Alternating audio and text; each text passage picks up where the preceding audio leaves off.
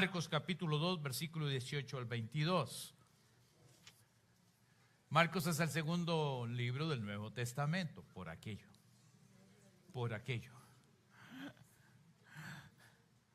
¿Lo tenemos? Leamos. Al ver que los discípulos de Juan y los fariseos ayunaban, algunos se acercaron a Jesús y les preguntaron: ¿cómo es que los discípulos de Juan y los fariseos ayunan, pero los tuyos no? Jesús les contestó: ¿acaso puede ayunar los invitados del novio mientras él está con ellos? No pueden hacerlo mientras lo tiene con ellos, pero llegará el día en que se les quitará el novio, y ese día ayunarán. Nadie remienda un vestido viejo con un retazo de tela nueva. De hacerlo así, el remiendo fruncirá el vestido y la rotura se hará peor. Ni se echa vino nuevo en odres viejos. De hacerlo así, el vino hará reventar los odres y se arruinarán tanto el vino como los odres. Más bien, el vino nuevo se echa en odres nuevos. Y ese es el tema de nuestro sermón. Vino nuevo. Oremos. Padre bueno, Señor eterno y poderoso, háblanos a través de tu palabra esta mañana y permítenos entender la dirección de tu Espíritu Santo. Permítenos entender, Señor, el llamado que nos haces, escuchar tu voz a través de tu palabra.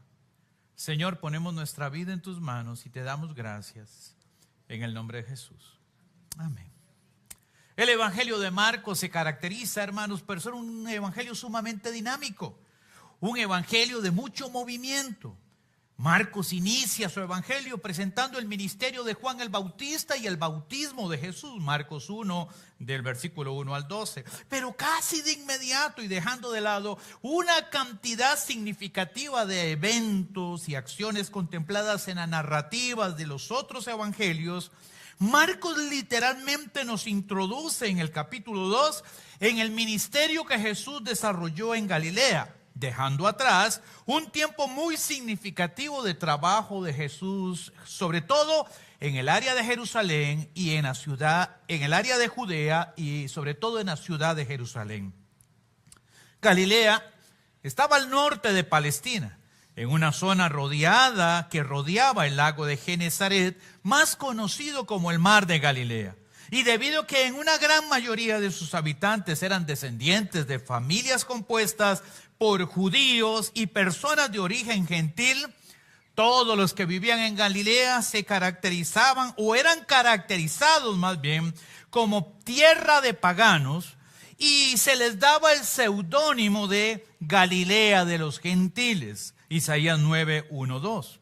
A pesar de este trasfondo, Galilea fue la parte de Judea donde Jesús más dedicó su tiempo y desarrolló la mayor parte de su ministerio, anunciando que el tiempo se había cumplido, que el reino de Dios estaba cerca, que era necesario arrepentirse y había que creer en el Evangelio. Marcos 1, 14 al 15. Hasta este momento, Cristo era poco conocido en Galilea, pero casi de inmediato, y al escuchar la enseñanza, las personas comienzan a demostrar asombro y admiración, porque Jesús enseñaba como quien tiene autoridad y no como los maestros de la ley, Marcos 1, 22.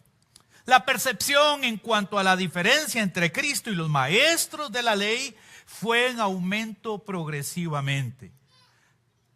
Sobre todo cuando Jesús le traen un endemoniado y Jesús reprende al demonio que hay en la persona, el demonio se va de la persona dejándolo libre, y en ese momento los religiosos se dieron cuenta que no solamente era alguien que hablaba bonito y que traía un mensaje bonito, sino que había algo especial en esta persona. Y las personas, el pueblo en general, hermanos, comenzó a admirar a Jesús y a seguirlo y a verlo con otros ojos. De manera que dice Marcos que su fama se extendió rápidamente por toda la región de Galilea, Marcos 1, 28. Muy pronto, habían cientos de personas buscando y siguiendo a Jesús. Y con amor compasivo, Jesús sanó a muchos y expulsó a muchos demonios que había en las personas. Marcos 1:34. Y es interesante porque como que el texto nos da la idea en 1:37 que aún de madrugada gente buscaba a Jesús. Pero Jesús no solamente tenía la misión de estar en Capernaum, la ciudad donde él asentó, podemos decir, su centro de trabajo, sino que él estaba dispuesto a visitar todas las aldeas, 1:38-39. Y por donde Jesús iba enseñando, predicando y expulsando demonios. Pero llegó el momento en que tuvo que hacer un alto, porque eran tantas las personas que lo seguían, que ya las aldeas no contenían la cantidad de gente. Así es que dice Marcos que Jesús tuvo que quedarse en lugares solitarios, me imagino, donde hubiese más espacio para que las multitudes se mantuvieran más tranquilas. 1:45 del Marcos. Debido a estas realidades, la confrontación con los religiosos de su tiempo y con grupos de personas no especificadas, hermanos, subió de tono. Y en los primeros 3 capítulos podemos ver 5 puntos de confrontación entre Jesús y los religiosos, y Jesús y personas que Marcos no identifica. Número 1, problemas en cuanto al perdón de pecados. Marcos 2:1-12. Jesús le dijo a aquel hombre: tus pecados te son perdonados. Inmediatamente los fariseos dijeron: pero ¿quién es este? ¿Cómo se le ocurre? Blasfema. Nadie puede perdonar pecados, solo Dios. El segundo punto de confrontación fue compartir la mesa con pecadores. Jesús pasa cerca de la mesa donde estaba Mateo y le dice: sígueme. Y Mateo va y organiza una fiesta en su casa. Una fiesta con todo, hermanos. Había música, había muchachas bailando, había comida, había de todo. Y Mateo no solamente invita a Jesús, sino que invita a otros publicanos. ¿Quién eran los publicanos? No era una casa religiosa, sino más bien eran recaudadores de... Y resulta que el pueblo de Israel decía que los publicanos eran como sanguijuelas, que solo vivían chupándole la sangre a los demás, porque eran los que le cobraban impuestos al pueblo a favor del pueblo romano, del imperio romano. De manera que Jesús, el que sanaba, el que liberaba y el que traía un mensaje muy refrescante acerca de la voluntad del Padre, sentado en medio de un montón de pecadores, con música, con muchachas bailando y todo lo demás. Y los fariseos y demás dijeron: ¿cómo? Si este fuera de Dios, sabría qué clase de gentucha, chusma, diría Chapulín. Chao, gracias. Número 3, el tercer punto de confrontación era el tema del ayuno. Marcos 2:18-22. ¿Por qué si todos ayunan, los fariseos ayunan, los discípulos de Juan ayunan, por qué los discípulos de Jesús no ayunan? El cuarto tema de confrontación era el tema del sábado. Marcos 2:23. ¿Por qué no guardan el sábado? Y el último tema: ¿por qué quebrantan el sábado, sanando en día sábado? Marcos 3:1-6. En medio de toda esta controversia, es claro notar que el tema del ayuno está en medio de toda esta polémica. Sin embargo, el Señor utiliza la ocasión para demostrar que la resistencia que mostraban muchas personas del pueblo, pero también fariseos y otros religiosos hacia sus enseñanzas y autoridad, estaba en su incapacidad de responder a las iniciativas divinas debido a la dureza del corazón. Cuando hablamos de dureza de corazón, estamos hablando de la pérdida de capacidad del ser humano de responder a las iniciativas divinas. Esto demuestra que el tema central de la discordia no está en si se debe o no se debe ayunar, en cuándo o cómo se debe de ayunar, sino en la actitud que tenían los fariseos y otros religiosos al confiar y depender más en la interpretación que ellos le daban a la ley de Moisés por medio de las tradiciones de los padres que a la palabra revelada de Dios. Ellos confiaban más en la forma que en el propósito. Ellos confiaban más en las demostraciones que en una espiritualidad personal y genuina. Es cierto que una vez al año la ley estipulaba que el pueblo debía de ayunar, especialmente en el día de expiación. Levítico 6, 16, 29. Sin embargo, y con el pasar del tiempo, lamentablemente lo que comenzó como un acto de humillación, entrega y manifestación de dependencia, porque eso es el ayuno. El ayuno no es para moverle la mano a Dios, el ayuno no es para obligar a Dios a hacer algo, el ayuno es para mí, para entrar en la presencia de Dios en una actitud de humillación, de entrega, de compromiso, en una manifestación de reconocimiento y dependencia para mí. Pero lamentablemente y con el transcurso de los años, tanto el pueblo de Israel como sus líderes habían interpretado el ayuno como un medio para evaluar la condición espiritual de las personas, o como un medio de compensación delante de Dios. Peco y ayuno y empato. Pero Jesús demostró, hermanos, que el ayuno tiene otro sentido y otro propósito. Esta realidad se halla implícita quizás en la parábola que Jesús contó en Lucas 18:12. Dos hombres van al templo a orar. Uno de ellos era un fariseo y el otro era un publicano. Los dos entran en el templo. El fariseo se coloca junto al altar, uno de los lugares más predominantes. Levanta sus manos, es decir, cumple todo el ritual. Y estando ahí dijo: Señor, te doy gracias porque yo no soy como ese publicano. Yo doy diezmo de todo lo que me das. Yo ayuno 3 veces por semana. Ay, hermano, ese fariseo tandea más de uno aquí. 3 veces por semana ayuno. Y te doy gracias porque no soy igual. Por el otro lado, el publicano, no sé si es que estaba agachado, si estaba hincado, si estaba postrado, pero él no levantaba su rostro y lo único que decía es: Señor, ten piedad de mí, que soy pecador. Al final Jesús hace una pregunta: ¿quién salió del templo justificado?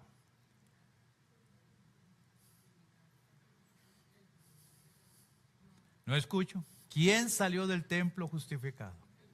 El que ayunó, el que levantó las manos, el que cantó, el que diezmó, el que hizo presencia, o el hombre que estaba inclinado, humillado, no levantaba su rostro y simplemente decía: ten piedad de mí, que soy. ¿Quién salió justificado? El publicano. Pero el publicano era la clase más baja y repudiada y odiada y menospreciada dentro de el estatus social del pueblo judío. Para Cristo, el ayuno es un asunto privado, y quiero subrayar eso. El ayuno es un asunto privado que tiene como objetivo acercar al Hijo de Dios en condición de humillación y dependencia a su presencia, y no un medio para demostrar superioridad ni para llamar la atención de las personas. Jesús fue claro con los discípulos: cuando ustedes ayunen, no demuden su rostro, sino levántense temprano, lávense los dientes, porque si no, no se soporta todo el día. Báñense y que las demás personas no se den cuenta que usted está. Mateo 6:16. Pero los fariseos no hacían eso.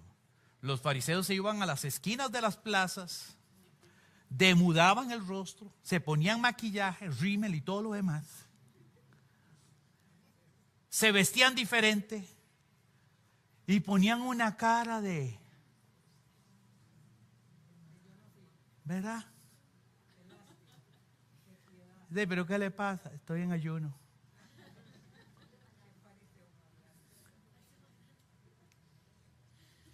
cosa más terrible, ¿verdad? Ese no es el ayuno que Dios escogió. Esto demuestra, hermanos, que la pregunta sobre el ayuno que le hicieron un grupo de personas no identificadas a Jesús no tenía la intención de buscar una explicación para potenciar la formación del carácter, sino que evidencia una clara actitud legalista que busca censurar al Señor y sus discípulos porque ellos no me demostraban el mismo nivel de compromiso con las tradiciones que los demás observaban. Y la pregunta es clara: ¿por qué tus discípulos no ayunan? Para responder a la pregunta que plantean las personas y la comparación que hacen con los discípulos de Juan y los fariseos, Jesús utiliza 3 metáforas. 1, la presencia del novio. La segunda es el tema del vestido viejo. Y la tercera, vino nuevo en odres nuevos. Con estas metáforas, el Señor enfatiza la importancia de mantener la actitud y la disposición de ser guiados por el Señor, aun cuando esto signifique tener que renunciar, hermanos, o cambiar modelos, creencias o valores que quizás por años hemos creído que son las correctas, pero que de pronto nos damos cuenta por la revelación de las Escrituras que no es lo nuevo que Dios tiene para nosotros. Y en el caso de lo que Jesús está presentando, Jesús está diciendo: Dios tiene algo nuevo para el pueblo, Dios tiene algo nuevo para los fariseos y Dios tiene algo nuevo para los discípulos de Juan, pero no lo están viendo. Están tan aferrados a su historia, a su tradición, están tan aferrados a las formas que no se dan cuenta que Dios se puede mover de manera diferente. No se dan cuenta de que Dios tiene miles de maneras de hacer las cosas diferentes y que Dios a lo largo de la historia ha venido haciendo las cosas diferentes. Si bien hay algunos elementos transversales en toda la historia de la humanidad, hermanos, la mayoría de las cosas que Dios hace en la historia de la humanidad son nuevas cada mañana. Son refrescantes. Y Dios nos sorprende de 1000 maneras.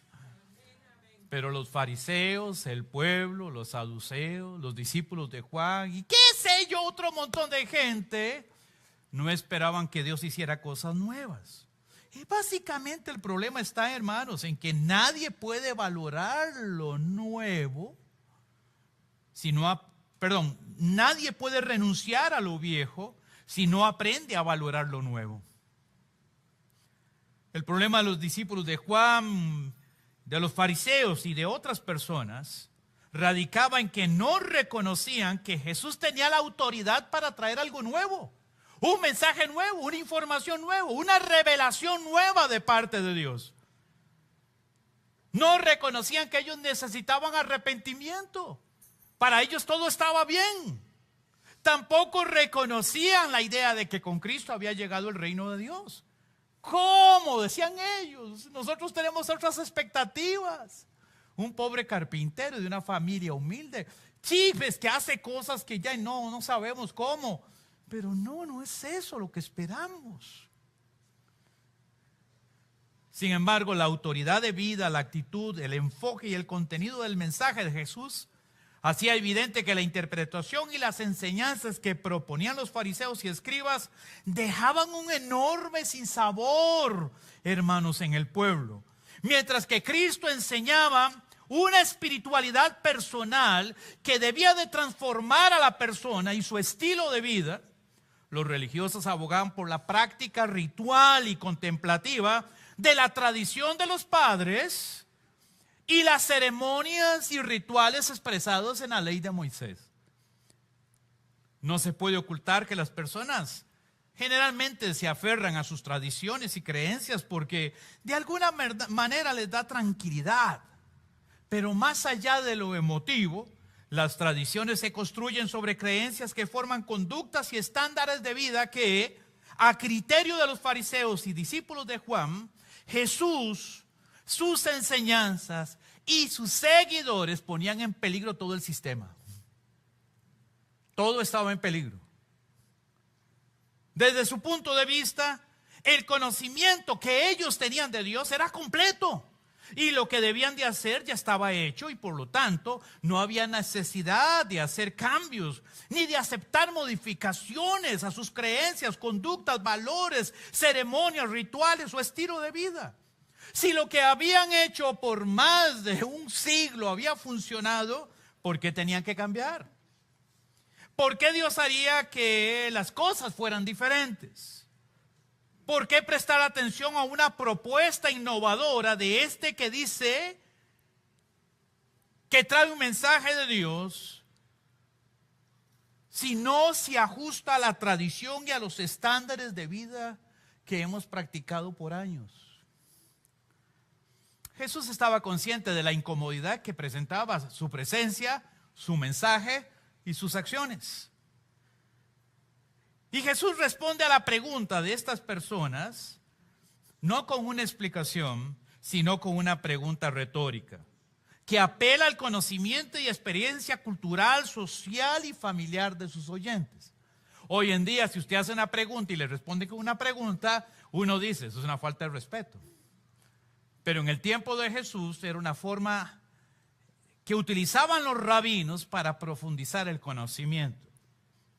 Jesús responde con una pregunta. ¿Es lógico guardar luto en una fiesta estando el novio presente? Algunas personas tenemos una creatividad y una imaginación extraordinaria. A otras les cuesta un poquito más. Pero imagínense en este momento que estuviéramos en una boda. Ya el pastor casó y ahora estamos celebrando. Están repartiendo el pastel de pollo, ensaladita. ¿Qué más le agregamos? Papitas. ¿Qué más le agregamos? Nada más eso. Coca-Cola, qué viciosos que son, ¿verdad? ¿Qué cosa? Coca-Cola, fresquito de uva. No, Coca-Cola. Bueno, Coca-Cola, está bien, para que no entremos en discusión. Y mientras que estamos felices y abrazando al novio y felicitándolo y a la novia y de todo, de pronto entran dos personas vestidas de negro, se sientan atrás y comienzan a llorar porque han perdido una persona. ¿Cómo se sentirían los demás? Mal. Incómodo. Es una situación contrastante, ¿no? ¿Qué más sentirían? Imagínense ¿verdad? Están ¡se murió!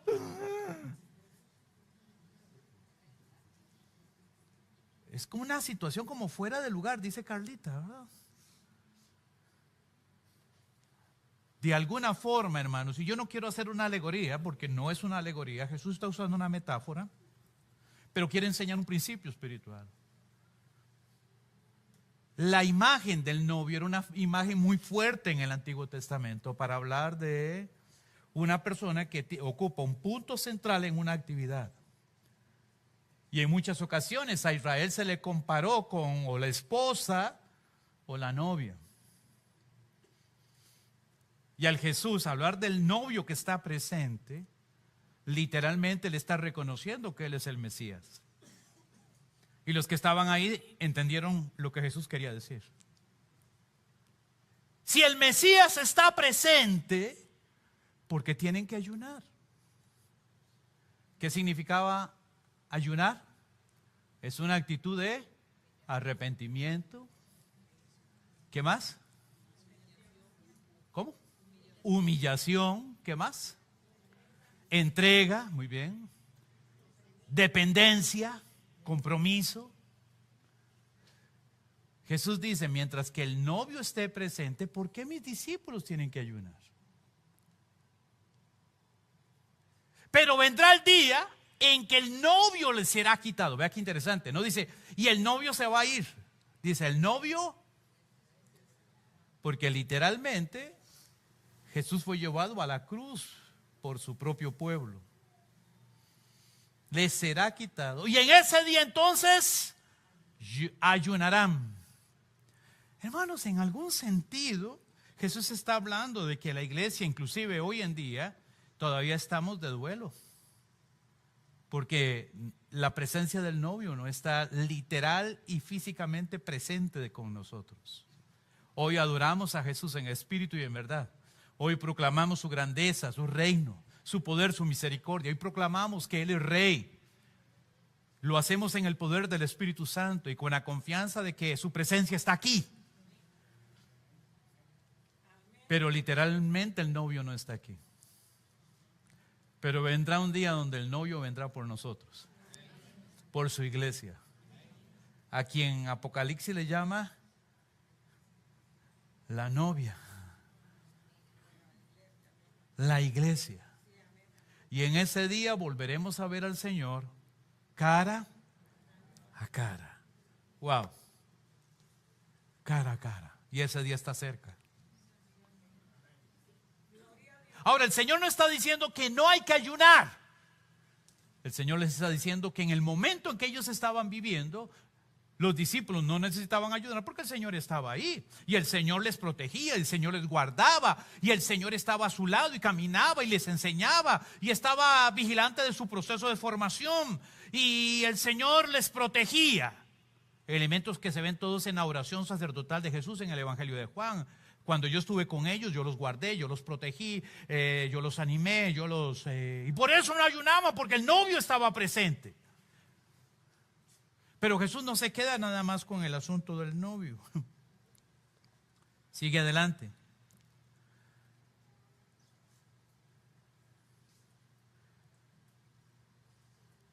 De alguna manera Jesús está rompiendo esquemas y paradigmas filosóficos. De alguna manera Jesús está quebrando costumbres, tanto por sus acciones como por sus palabras. Porque Él está demostrando, hermanos, que Dios estaba visitando a su pueblo en la intervención, en el inicio del fin de la intervención de Dios en la historia humana. Los discípulos de Jesús no ayunaban porque era su momento de alegría y de danza. El novio estaba presente, no era el momento de hacer luto. El Mesías estaba con su pueblo y de manera integral sus vidas estaban experimentando significativas transformaciones, cambios en sus creencias, valores, estilo de vida, en su manera de relacionarse con Dios. Porque ahora Jesús les enseñó a llamar a Dios. ¿Cómo? Padre. Cuando Jesús, los discípulos dijeron, Señor, enséñanos a orar, Jesús dijo, cuando ustedes oren, digan, Abba, Padre. No, si les falta un chocolate, hermanos. Repártemele un confitico a todos. Yo creo que la glucosa está baja hoy. Cuando oren, digan, Abba, Padre. Abba, Padre. Yo te quiero. Yo te amo. Y como te amo, quiero que tú hagas tu voluntad en mi vida como tú la haces en el cielo. Como te amo, yo quiero, Señor, que me guardes de todo mal. Que cada día ponga pancito en mi mesa. Ojalá con natillita o algo más.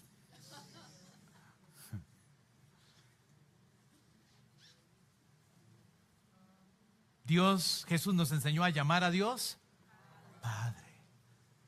Si Dios es Padre, todos los que estamos aquí somos.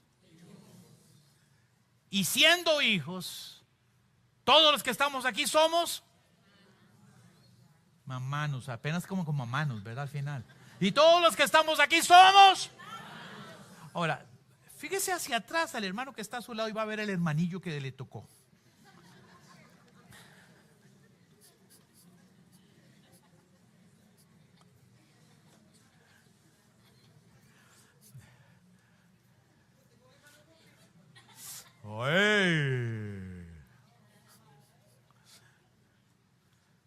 Esta es la familia de Dios. Este es el pueblo redimido por la sangre de Cristo. No hay perfectos. Todos somos imperfectos, pero estamos siendo transformados por el poder del Espíritu Santo. Y el Padre nos ha unido como una sola hermandad para adorarle y bendecirle y para llevar al mundo entero su conocimiento y su revelación. ¿Cuántos dicen conmigo amén? Todo esto no calzaba dentro de la idea del judío tradicional. El Señor estaba formando un nuevo pueblo que ya no estaba caracterizado por distingo de género, raza o estatus social. Pero esto no cabía dentro de la mente del judío tradicional. Porque la única manera de entender quién era Jesús y lo que Jesús estaba haciendo era a través del arrepentimiento y a través de la obra del Espíritu Santo. Hermanos, realmente nadie puede valorar lo nuevo si no está dispuesto o no tiene una actitud de cambio y una disposición de transformación. Para acentuar la verdad en cuanto a la necesidad de un cambio en actitud y disposición de las personas para comprender lo nuevo que Dios estaba haciendo, Jesús utiliza un ejemplo, el tema del vestido viejo y el tema del vino nuevo. Con las ilustraciones, Jesús apela a la lógica circunstancial del trabajo cotidiano y busca una afirmación de sus oyentes, porque nadie en su sano juicio haría un remiendo con un parche de tela nueva en un vestido viejo, porque el vestido viejo, la nueva versión internacional dice, se frunce. Está bonita esa palabra, ¿verdad? Se rompe. Ahora, déjeme explicar algo. En los tiempos de Jesús no es como ahora. Usted se le rompe algo, usted va donde el chino y se trae algo. En el tiempo de Jesús no era así. Tener una túnica, una bata, un manto, dependía de la capacidad económica que usted tuviera. Hay personas que tenían un manto por 10, 20, 15 años. Lo lavaban una vez por año, no había mucha agua.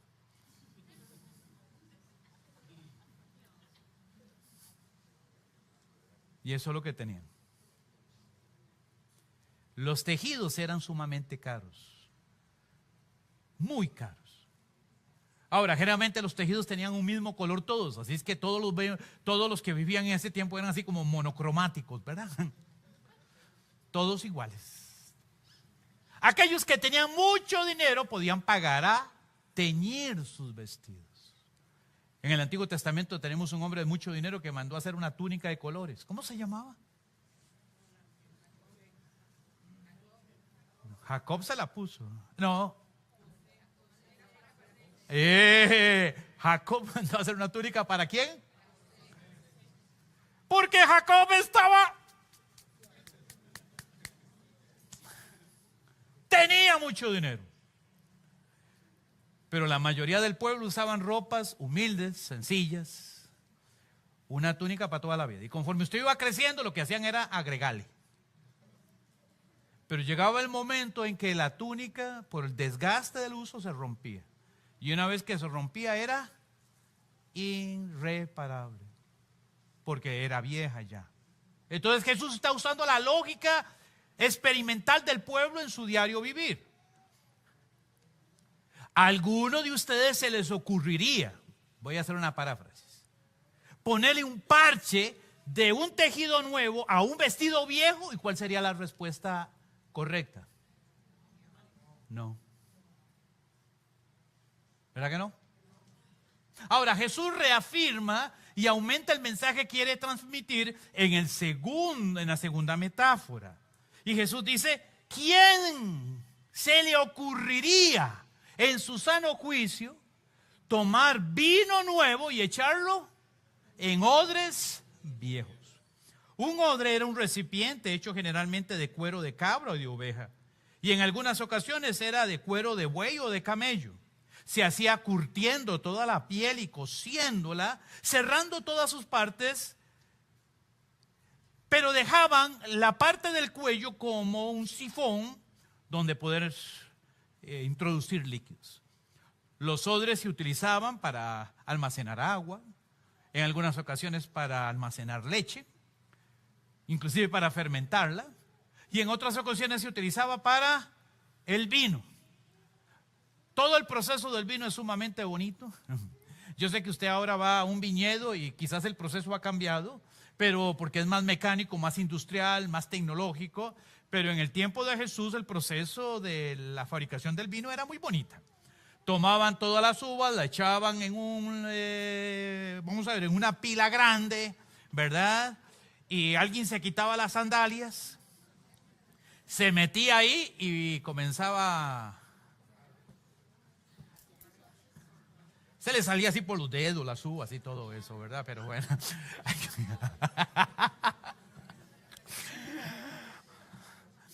Y llegaba un amigo y le decía, no venía el Joam, y se metía al otro también. ¿No sabían eso? Y tanto que les gusta el vino. El líquido era almacenado en odres. Pero la fermentación del vino es sumamente violenta, fuerte.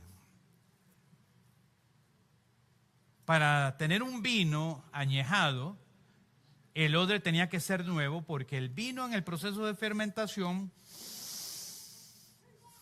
produce un gas, ¿verdad?, que va aumentando y aumentando y aumentando. Y como el odre era cuero, entonces el odre se va estirando, estirando, expandiendo, qué palabra más fina de domingo, expandiendo, expandiendo, expandiendo, expandiendo. Cuando llegaba el momento se sacaba el vino para servirlo, pero el odre ya no servía para otro proceso, porque ya el odre ya estaba estirado, expandido, dijo Carlita, ¿verdad? Expandido. Con estas metáforas, Jesús enfatizó su autoridad para presentar lo nuevo y el propósito de su misión. Él no vino para hacer remiendos al sistema de leyes o mandamientos construidos alrededor de la ley de Moisés. Los fariseos y otros religiosos creían que cumpliendo con los parámetros ceremoniales, rituales, que los ayunos, que levantando las manos, que agradaban a Dios y buscaban su propia justificación. Pero Cristo mostró un camino diferente, con principios diferentes, con acciones diferentes y con gente diferente. Había llegado el momento de una revelación más plena y perfecta, tanto de Dios como de su voluntad revelada, de su carácter, de su propósito y de los medios que utilizaría. Por medio de Cristo, el Padre se acercaba a la humanidad de una manera que no lo hacía desde Adán y Eva. Génesis capítulo 2 dice que el Padre se acercaba en el frescor de la tarde para hablar con Adán. Usted sabe qué belleza, ¿verdad? El Padre llegaba y le decía a Adán, mira cómo te fue en el trabajo hoy. Y Adán, no, miras que tuve problemas con la jirafa hoy. Y el Señor le decía, sí, se me fue la mano en el cuello, pero bueno.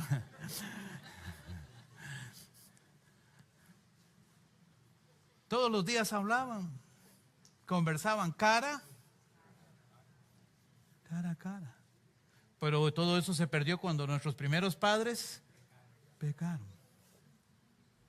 Ahora Jesús nos devuelve literalmente 5,000, 4,000, 6,000 años hacia el pasado.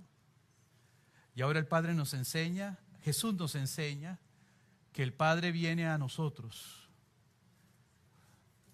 para que nuevamente estemos con Él cara a cara. Que el pecado ya no va a estorbar nuestra relación con el Padre. Y que el camino para encontrar al Padre es el camino del arrepentimiento, el camino del perdón, el camino de la transformación. Jesús dijo, yo soy el camino, yo soy la verdad, yo soy la vida. ¿Alguien quiere ir al Padre? Que venga a través de mí. Jesús nos muestra algo diferente, algo nuevo, algo nuevo. Dios es bueno. Por Cristo, en Cristo y por medio de Cristo, ahora el cristiano es capacitado por el Espíritu y no por las obras para adquirir identidad, sentido de pertenencia y propósito de vida. Ahora somos los hijos de Dios, tenemos identidad. Ahora tenemos sentido de pertenencia, ya no somos huérfanos, tenemos una familia, pertenencia. Cuando yo le entregué mi vida a Cristo en el año 1974, la mayoría de ustedes no habían nacido. Al entregarle mi vida a Cristo, mi familia fue desconectada de toda la familia. Los primos nos dejaron de hablar, los tíos nos dejaron de visitar, los amigos nos dieron la espalda, perdimos todas las conexiones, porque ahora nos habíamos hecho chaquetas. Aquellos que nos están viendo era una palabra para describir peyorativamente a los cristianos. O nos decían panderetas. Y otras más que mejor no digo. No teníamos familia. De manera que la iglesia se convirtió en nuestra familia. Y sin saberlo, desde niño pude sentir en mi corazón lo que realmente es la iglesia. La iglesia es una familia. Usted no está huérfano ahora. Usted tiene un padre y usted no está solo. Usted tiene una. Y también tenemos un propósito de vida. Llevar el evangelio y el conocimiento de Dios a toda criatura. Los religiosos esperaban que Dios actuara mediante las formas y métodos tradicionales, pero Dios los sorprende haciendo lo que ellos jamás esperaban. No hay que olvidar que parte de la misión de Jesús consistía en establecer un nuevo pueblo, y más allá de las expectativas judías tradicionales, el Señor llamó de entre los gentiles a personas que estuvieran listas para recibir lo nuevo que Dios tenía para ellos. Observe con cuidado. Cristo vino a darnos una vida nueva, un mandamiento nuevo, crear un ser humano nuevo y un pueblo nuevo, con un carácter justo, un pueblo más misericordioso y santo, un pueblo donde impere la unidad, la igualdad, el servicio mutuo, sin importar los condicionamientos sociales determinados por el estatus, la condición económica, el sexo, el trasfondo étnico o el laboral. De manera que los ejemplos que Jesús utiliza tienen la función de señalar la necesidad de entender que lo viejo tiene como misión llevar hacia lo nuevo. Yo quiero que usted tome una foto, haga un sketch, lo que usted quiera.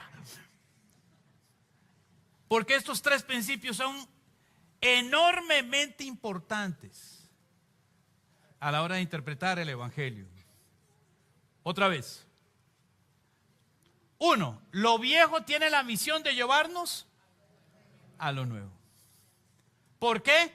Porque lo viejo no es pleno, sino que tiene un carácter temporal. ¿Está conmigo?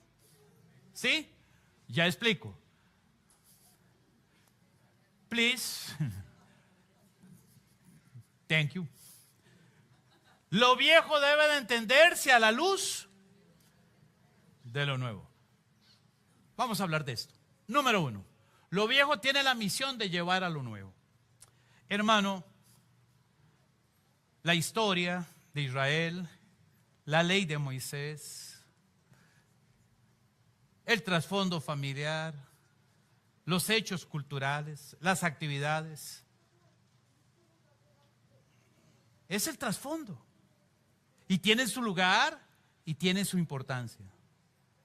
Pero usted no puede anclarse en lo viejo, porque cuando usted se ancla en su pasado y piensa que es su pasado lo que determina lo nuevo de Dios, usted siempre va a terminar peleando, porque siempre está cómodo con lo viejo y siempre va a ser reticente a lo nuevo. ¿Por qué? Porque es lo viejo lo que determina sus conductas, actividades y estilo de vida.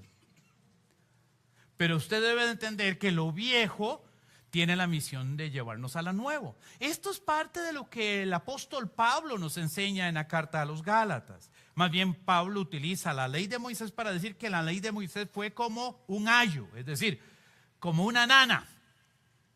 ¿Qué otra palabra digo? Como alguien que nos cuidó durante nuestra infancia, pero que la ley de Moisés no es ni el papá ni la mamá, es la nana nada más, dice Pablo.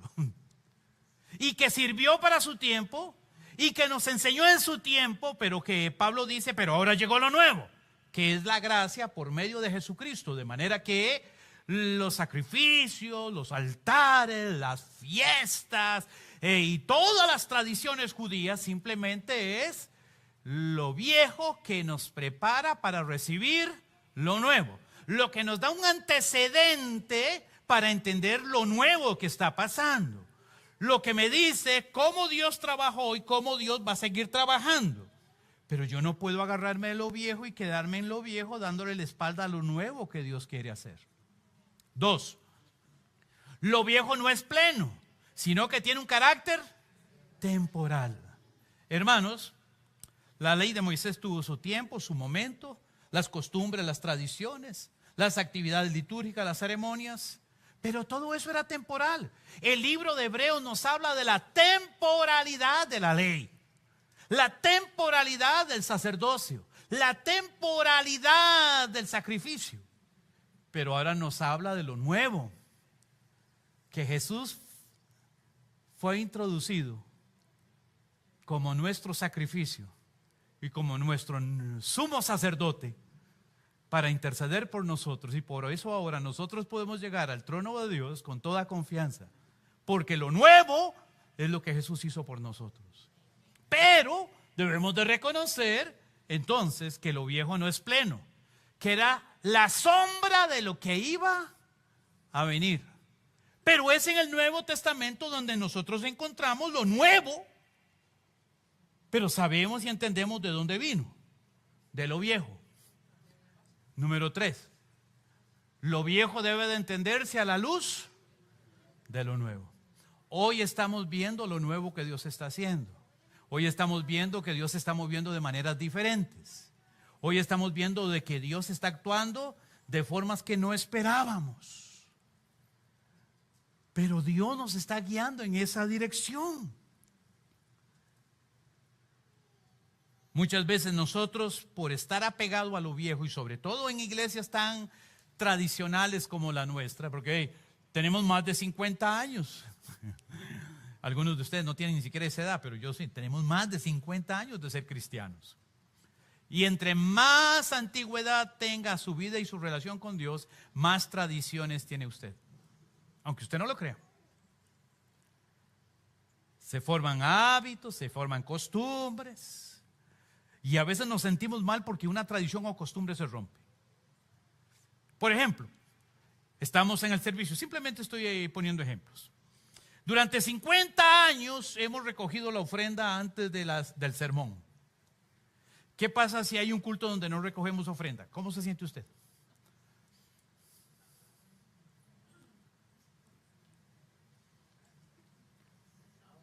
¿Cómo se siente usted? Raro, ¿ah? ¿Qué será? Bueno, ¿qué pasa si hacemos un culto donde no hay canciones ni música? ¿Cómo se sentiría usted? Dios exige, so pena de quitar su presencia, de que no haya canciones en un culto. No. ¿Y qué pasa si pasamos el sermón introduciendo el culto? Hermanos, bienvenidos, abran sus Biblias, vamos a predicar, y los que quieren cantar se quedan al final. ¿Cómo se sentiría usted? Entonces, usted puede concordar conmigo que usted y yo tenemos tradiciones. Y cuando nos mueven una actividad, una acción, sentimos como que la espiritualidad se nos vino a menos. Que este culto no fue espiritual porque cambiaron algo. Y no entendemos que todo lo que nosotros hacemos aquí son acciones litúrgicas que no tienen un orden preestablecido, sino que cada congregación lo puede hacer a su manera, a su forma, a su estilo. Hablemos de la Santa Cena. Hoy que tuvimos la Santa Cena, yo he ido a iglesias, hermanos, donde toman una copa como esta, la llenan de vino y la van pasando de hermano en hermano. Al final yo me tomé las babas. Digo, al final me tocó. Yo al final tuve que reprender para tomar.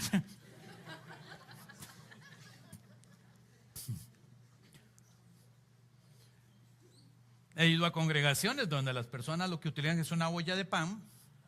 Y yo cojo el pedazo de pan, yo le paso la boya, el pedazo de pan le paso la boya, paso la boya, paso la boya, paso la boya, paso la boya, paso la boya, paso la boya. Se terminó la boya, sacan otra boya, pasa la boya, pasa la boya, pasa la boya, pasa la boya.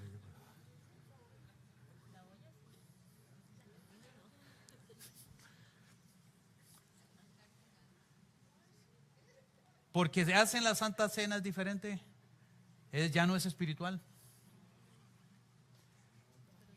A veces nosotros juzgamos a los fariseos y decimos que eran personas religiosas y tradicionalistas, pero no entendemos que las tradiciones te hacen sentirte seguro.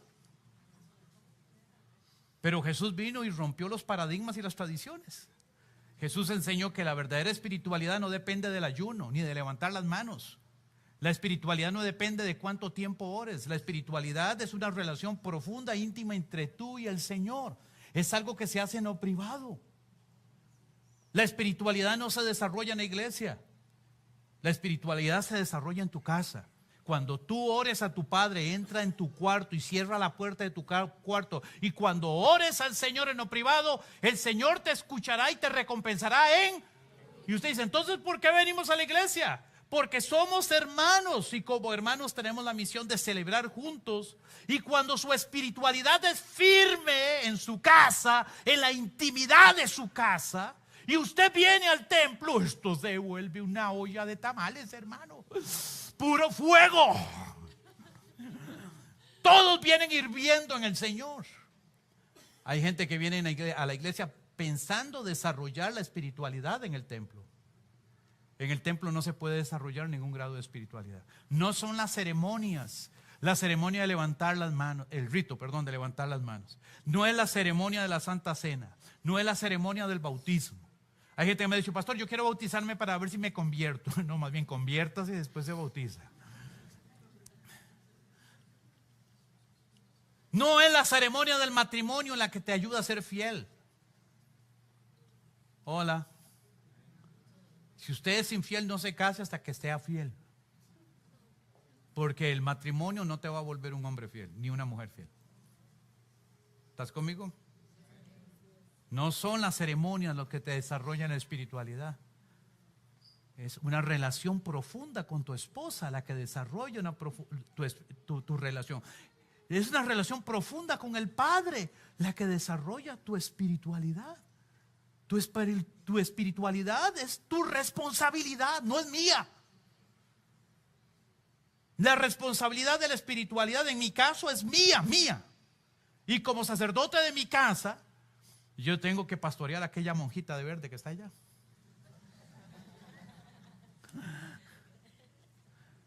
A mi amada Marjorie. Ella es mi responsabilidad porque soy sacerdote de mi casa. Pero yo no soy responsable ni de tu casa ni de tu espiritualidad. Tú eres responsable de buscar a Dios en lo privado. Tú eres el responsable de estar en su presencia, de caminar en su presencia y de desarrollar una vida de justicia.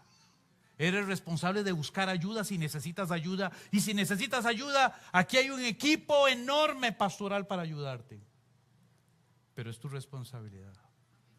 Los fariseos asumían que la espiritualidad era un asunto de ceremonias, de asistir al templo, de levantar las manos, de ayunar. La espiritualidad no es eso. Y Jesús les reclama y les dice, no les reclama, Jesús les enseña. Si ustedes quieren recibir esto nuevo de Dios, tienen que cambiar los odres. Porque ustedes, por sus tradiciones, costumbres, actividades, creencias y valores, anclados en lo viejo, no permiten que el vino nuevo. Y la expresión vino nuevo es una expresión fuerte en el Antiguo Testamento que se relacionaba con la presencia del Espíritu Santo. Ustedes no pueden recibir lo nuevo de Dios hasta que no estén dispuestos a ser transformados. Número 3, solo el Espíritu Santo puede transformar nuestra vida para recibir lo nuevo que Dios tiene. Hermanos, nuestra iglesia Dios la ha estado llevando por un camino diferente a muchas congregaciones. Y estamos plenamente convencidos de que es lo nuevo que Dios tiene para nosotros. Trabajar en grupos pequeños para potenciar el desarrollo y formación es lo nuevo que Dios tiene para nosotros. Usted puede quedarse anclado en lo antiguo. Póngame otra vez la filmina de los 3 principios.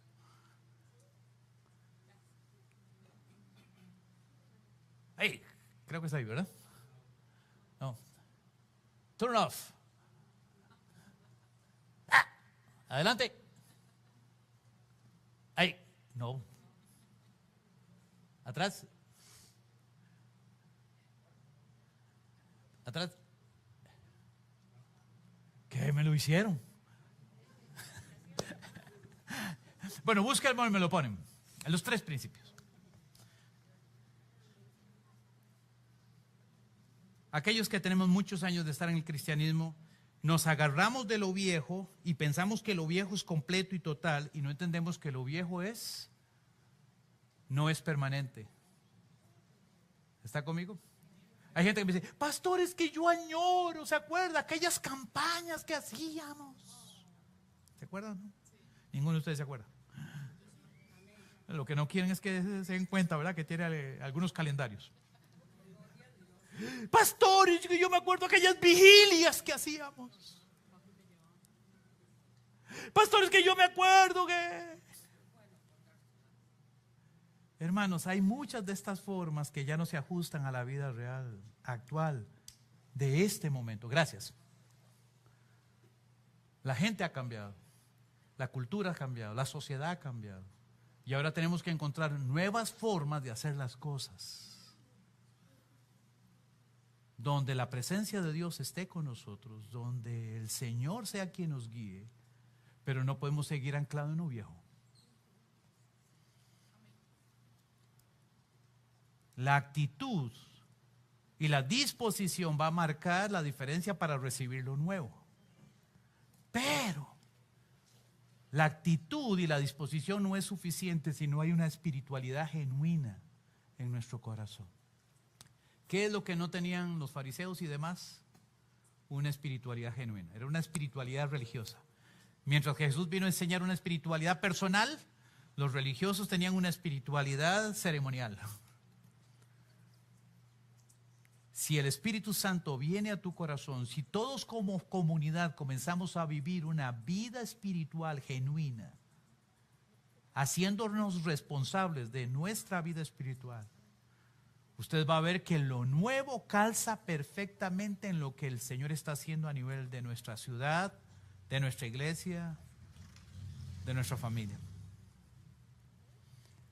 La transformación no viene de afuera hacia adentro, la transformación siempre viene de adentro hacia afuera. Pero los fariseos y demás decían, lo que tenemos afuera es más que suficiente, no nos toquen nadie a lo de adentro. Es el Espíritu Santo el que nos convence de justicia, juicio y pecado. Es el Espíritu Santo el que nos habla de un cambio.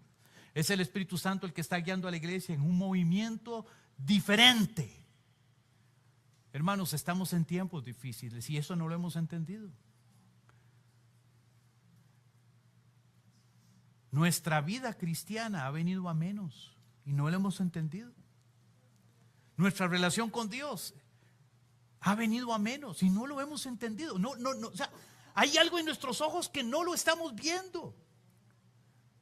Es tan superficial nuestra relación con Dios y por eso no podemos ver lo nuevo que Dios está trayendo. El primer paso es hacernos responsables de nuestra vida espiritual. Hay que volver a leer la Biblia. Hay que volver a orar. Hay que volver a hacer nuestros cultos familiares.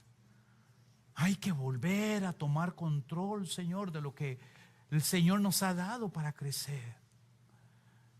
Ahora les estamos ofreciendo los grupos de transformación de vida como medios mediante los cuales usted se ha formado, conozca las Escrituras y desarrolle una relación con sus hermanos. Pero tampoco los grupos de vida van a cambiar su espiritualidad si usted no quiere. Es que usted tiene que quererlo, tiene que desearlo. Deje lo viejo donde tiene que estar y comience a vivir una espiritualidad genuina para que pueda ver lo nuevo. Y Dios nos está guiando, hermanos, hacia lo nuevo. Termino. Y usted dice, gracias al Señor. ¿Cuántos de aquí han practicado surf? Surf. Snooker, no, yo también, pero no. Surf. Los surfistas, yo nunca he surfeado. No. Surfo, no, nunca he surfeado. Pero mi hobby leer. Cada tabla tiene una característica. No todas las tablas son iguales, no todas miden igual, son diferentes, no todas están hechas de la misma manera. Porque usted dice, es surfista. No, pero todo hay una ciencia, ¿verdad? Hay toda una tecnología en esa tabla. Hay tablas que son de 2 aletas, hay que son de 3. O sea, hay que saber nadar muy bien.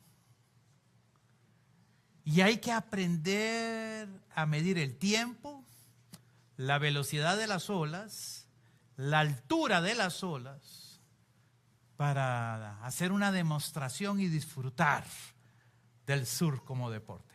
Hay un lugar en Portugal, no recuerdo, donde las olas son gigantescas, 18, 19 metros.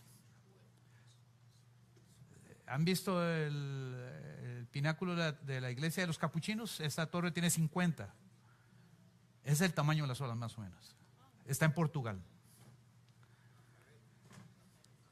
Nazaret, gracias, sí, esa es. Y los surfistas profesionales van ahí buscando la mejor ola.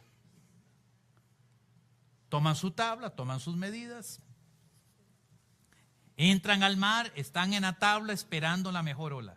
No todas las olas son las mejores. Hay que saber cuál es la mejor ola.